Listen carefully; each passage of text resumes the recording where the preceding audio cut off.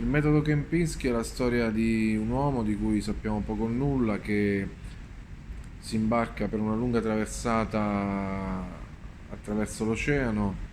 imbarca con altri personaggi che a lui risultano misteriosi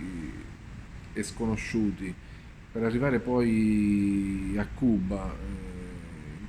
dove lui raggiunge la terra tuffandosi nudo dalla barca e nuotando verso la spiaggia per trovare altre verità, altri simboli, altri indizi su questa ricerca,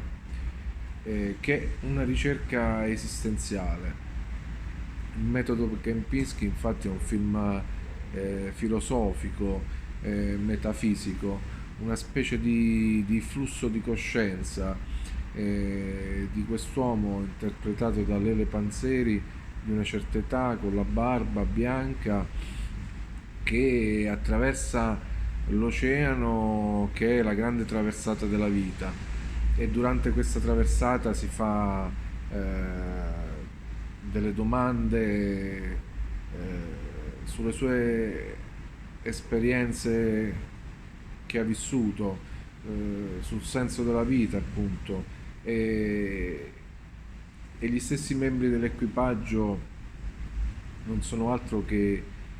sue proiezioni, che suoi fantasmi, potremmo dire forse i suoi maestri invisibili,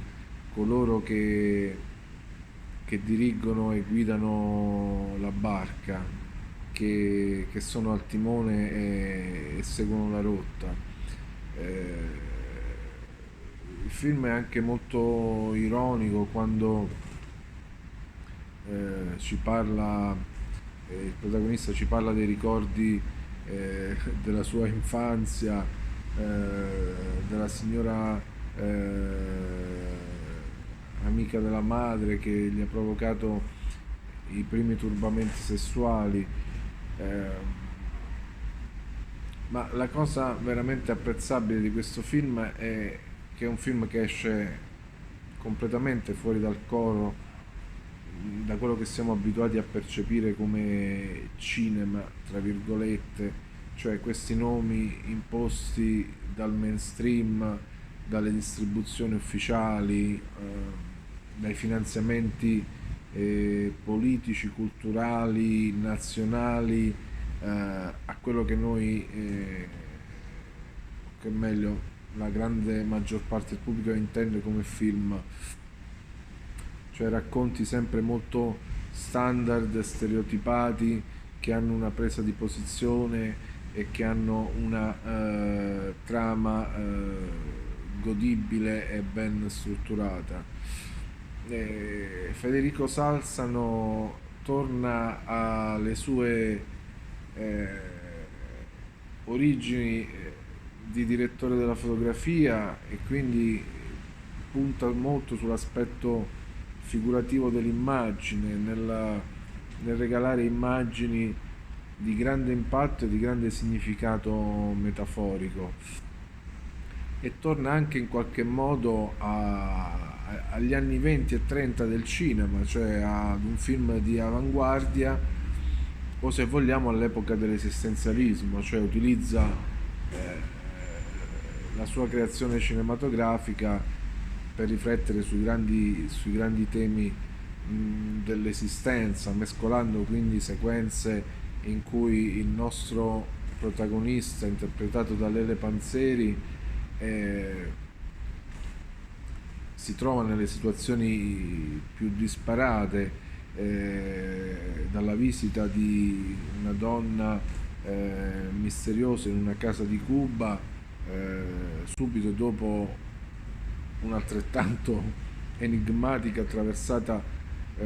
sull'oceano, e anche divertente con questo equipaggio di strani personaggi, quasi dei grotteschi fantasmi, fino a inventarsi sequenze finali nel concerto dei Rolling Stone, o in un vagare senza meta, appunto alla ricerca della propria identità del protagonista, in un cimitero.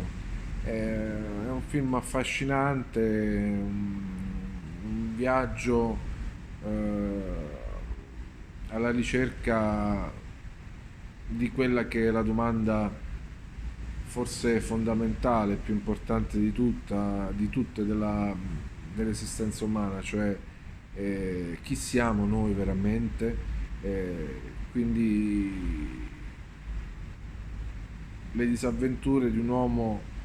alla ricerca della propria identità e del proprio senso del passaggio su questa terra. E buona visione.